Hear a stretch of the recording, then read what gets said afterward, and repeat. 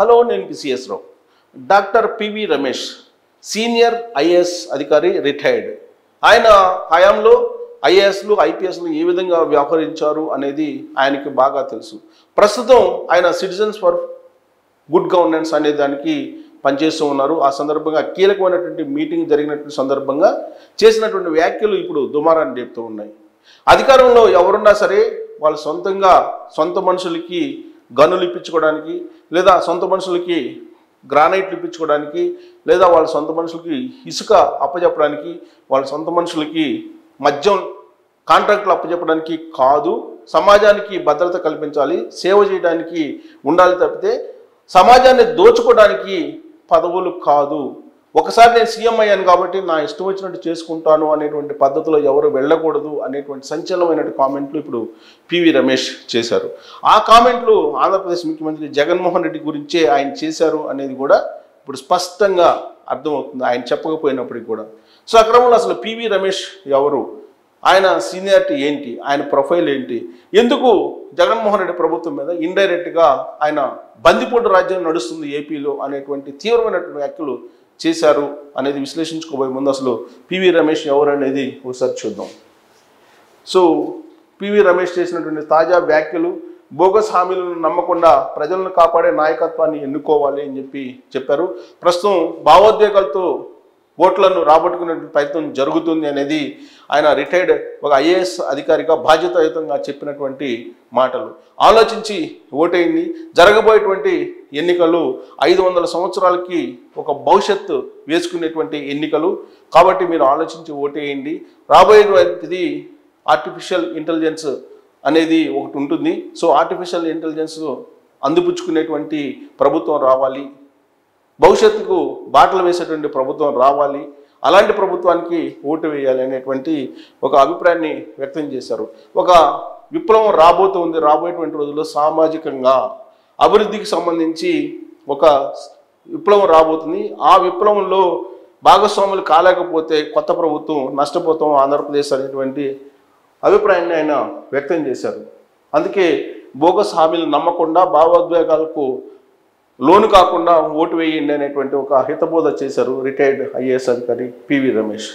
అవకాశాలను అందిపుచ్చుకునేటువంటి నాయకత్వం కావాలి, అవకాశాలు రాబోయేటువంటి రోజుల్లో ఏ విధంగా ఉంటాయనేది గ్రహించి వాటిని అందిపుచ్చుకొని పరిపాలన చేసేటువంటి, సేవ చేసేటువంటి ప్రభుత్వం రావాలి అని ఆయన చెప్పారు.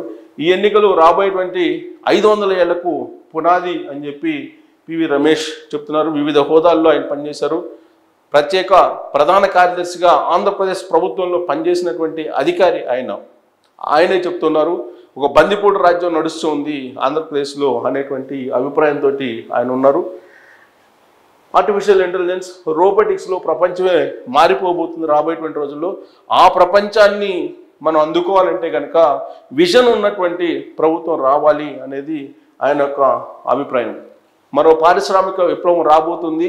ప్రస్తుతం పరిశ్రమలు ఆంధ్రప్రదేశ్కి రావటం లేదు, పరిశ్రమలు వస్తేనే అభివృద్ధి జరుగుతుంది. మరో పారిశ్రామిక విప్లవం రాబోతుంది.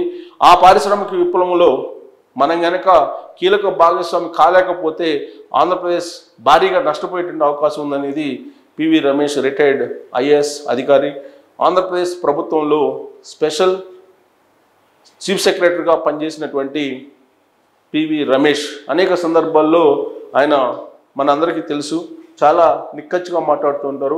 ఆంధ్రప్రదేశ్ పరిపాలన విషయంలో కూడా ఆయన చాలా నిక్కచ్చిగా వ్యవహరించేవాళ్ళు ఆయన అధికారంలో ఉన్నప్పుడు. ఐఏఎస్ ఐపీఎస్లు చట్టానికి అనుగుణంగానే పనిచేయాలి, ఒకవేళ అనుగుణంగా పనిచేయలేకపోతే ప్రభుత్వానికి ప్రజలకు అన్యాయం చేసినటువంటి వాళ్ళం అవుతామని ఆయన భావిస్తూ ఉంటారు. సంక్షేమ పాలన, సంక్షేమము అలాగే పాలన రెండు అవసరమే. సంక్షేమం కూడా అవసరమే ప్రజలకి, కానీ సంక్షేమం ఉన్నప్పుడు అభివృద్ధి కూడా ఉండాలి. అభివృద్ధి, సంక్షేమం ప్రభుత్వానికి రెండు కళ్ళ లాంటివి. అవి రెండు సమాంతరంగా వెళితేనే సమాజం అభివృద్ధి చెందుతుంది. తలసరి ఆదాయంలో 16వ ప్లేస్కి ఆంధ్రప్రదేశ్ పడిపోయింది. దానికి కారణం అభివృద్ధి లేకపోవడమే అనేది ఆయన చెప్పినటువంటి ఒక లెక్క. రాష్ట్రంలో బందిపోటు పాలనలో జరుగుతూ ఉన్నాయని ఒక సంచలనమైనటువంటి కామెంట్లు చేశారు. సో ఇప్పటికే ఆయన చూస్తూ ఉన్నారు ప్రభుత్వంలో ఎలా ఉన్నారు, ఐఏఎస్లు ఐపీఎస్లు ఏ విధంగా వ్యవహరిస్తున్నారు, ఇప్పుడున్నటువంటి రాష్ట్ర ప్రభుత్వం ఏ విధంగా దోచుకుంటుంది అనే దాని మీద ఒక అవగాహనకు వచ్చిన తర్వాతనే ఆయన ఇలాంటి వ్యాఖ్యలు చేసి ఉంటారు. ఎందుకంటే ఒక బాధ్యతాయుతమైనటువంటి ఐఏఎస్ అధికారిగా వ్యవహరించి రిటైర్ అయ్యారు. ప్రభుత్వంలో ఎలాంటి నిర్ణయాలు ఉంటాయి, ఎలాంటి నిర్ణయాలు తీసుకుంటారు, ఆ నిర్ణయాలు తీసుకోవడం వెనుక ఏం జరుగుతుంది అని చెప్పి పూర్తి అవగాహన ఉన్నటువంటి ఆఫీసర్ పివి రమేష్ ఆయన మొత్తం అబ్జర్వ్ చేసిన తర్వాత చెప్పినటువంటి మాట ఏంటంటే, బందిపోటు రాజ్యం నడుస్తుంది, సొంత మనుషులకి, సొంత కుటుంబీకులకి, సొంత వాళ్ళకి సమాజం యొక్క సంపదను దోచిపెడుతూ ఉన్నారు, ప్రకృతి సంపదను దోచిపెడుతూ ఉన్నారు. ఇది మంచిది కాదు. రాబోయేటువంటి రోజుల్లో ఇదే ప్రభుత్వం కనుక కొనసాగితే పారిశ్రామిక విప్లవంలో మనం ఎక్కడో ఉండిపోతాము, వెనకబడిపోతాము. అది భావితరాలకు రాబోయేటువంటి 500 సంవత్సరాలకు ఇది మంచిది కాదు అనేది ఆయన యొక్క అభిప్రాయం. సో గనులు, పరిశ్రమలు బంధువులకు అప్పగించడం ఏంటి అని చెప్పి ఆయన డైరెక్ట్గా ప్రశ్నిస్తూ ఉన్నారు.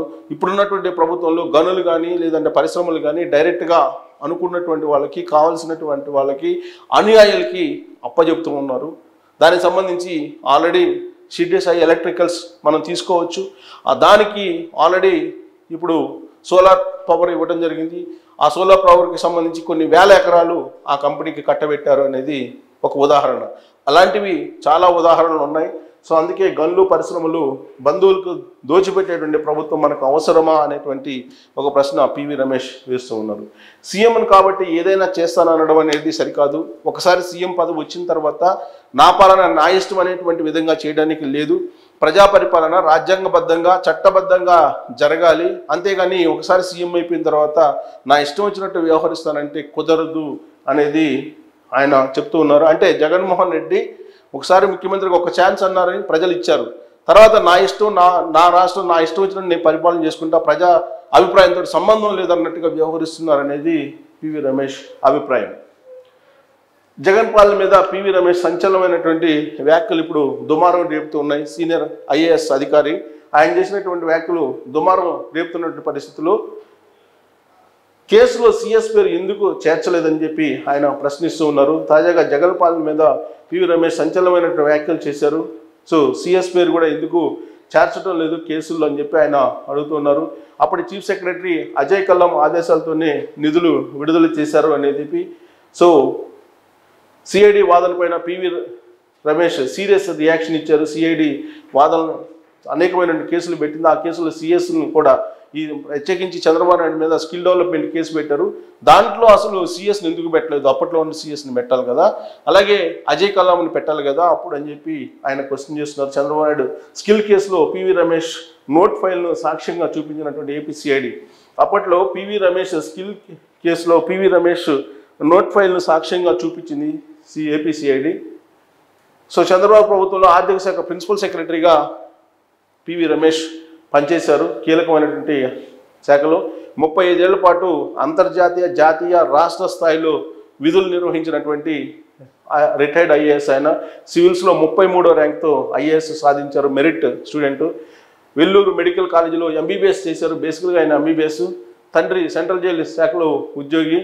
సో పివి రమేష్కి అలాగే జగన్మోహన్ రెడ్డికి ఆయన సర్వీస్లో ఉన్నప్పుడే కరోనా సమయంలో అసలు ఎన్ని పిల్స్ వాడాలి అనే దాని మీద జగన్మోహన్ రెడ్డి చెప్పినప్పుడు పివి రమేష్ ఒక డాక్టర్గా, ఒక ఎంబీబీఎస్ చదివినటువంటి డాక్టర్గా ఆయన జగన్మోహన్ రెడ్డి వ్యాఖ్యలను అప్పట్లోనే ఖండించడం జరిగింది. ఇప్పుడు ఆయన రిటైర్ అయ్యారు. పివి రమేష్ రిటైర్ అయిన తర్వాత జగన్మోహన్ రెడ్డి పాలన అసలు ఎలా ఉంది అనే దాని మీద చాలా క్లియర్గా ఒక మాటలో చెప్పారు. బందిపోటు రాజ్యం నడుస్తూ ఉంది. ఇదే రాజ్యం నడిస్తే ఆంధ్రప్రదేశ్ రాబోయేటువంటి రోజుల్లో అసలు ఏ స్థాయిలో ఉంటుందో కూడా తెలియనటువంటి సిచ్యువేషన్ ఉంది. అందుకే భావోద్వేగాలకు గురి కాకుండా భవిష్యత్తుని చూసి విజన్ ఉన్నటువంటి నాయకుడిని, విజన్ ఉన్నటువంటి ప్రభుత్వాన్ని ఎంచుకోవాలి. రాబోయేది పారిశ్రామిక విప్లవం, దాంట్లో అవకాశాలను అందిపుచ్చుకునేటువంటి ప్రభుత్వం కావాలనేది పివి రమేష్ చేసినటువంటి వ్యాఖ్యలు. సో ప్రస్తుతం ఉన్నటువంటి సీఎం జగన్మోహన్ రెడ్డిని అయితే దించేయాలనేది ఆయన పరోక్షంగా చేసినటువంటి వ్యాఖ్యలు. ఇవే ఇప్పుడు దుమారం రేపుతున్నాయి. సో ఆయన వ్యాఖ్యలను ఏ విధంగా తీసుకుంటారు మీరు అనేది మీరు కూడా మీ అభిప్రాయాన్ని తెలియజేయచ్చు.